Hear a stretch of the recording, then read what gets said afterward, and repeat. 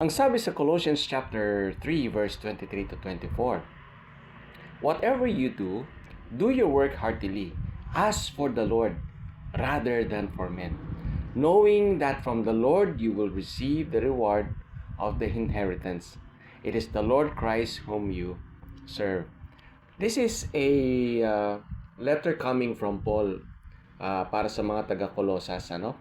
And he is instructing the believers in Colossae na ganito kayo mamuhay. So, it is a Christian living. So, inuna niya family, to the wife, to the husband, to the kids. Now, pagdating sa mga empleyado at saka sa mga amo, sinabi niya ito. Sabi niya, work as if you are working for the Lord rather than men. Sabi niya, it is the Lord Christ, the Lord Jesus whom you are serving. At sa pagkilos mo, sa paggawa mo, the reward will be given unto you. So, paano ba tayo magtatrabaho as if for the Lord? Number one, we do not complain. Binigyan tayo ng trabaho eh. Si Lord na nagbigay ng trabaho. Ginamit lang niya yung kumpanya, ginamit lang niya si pastor, ginamit lang niya yung mga taong nasa tungkulan para magkaroon tayo ng trabaho. Si Lord ang nagbigay. Pangalawa, huwag tayong magreklamo.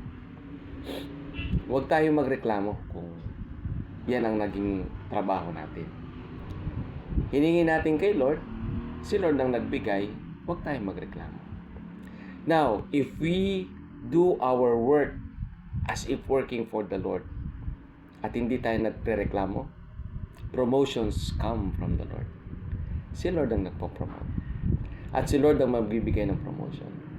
And so, as we go out and do our work, whether we are an employee, a manager, or a pastor, or a volunteer worker sa church, or even government employee, or barangay employee, or ano man ang ginagawa mo, do your work heartily, meaning may kagalakan sa puso.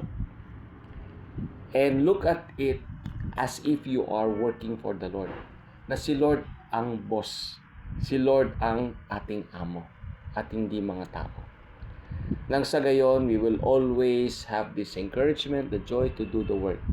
And one day, the Lord will reward us based on what we do. And so, I challenge you. Do your work heartily, as if you are working for the Lord and not for men. For truly, time come, the Lord will bring His reward to those who have been faithful to Him. The word of the Lord for you today. God bless you.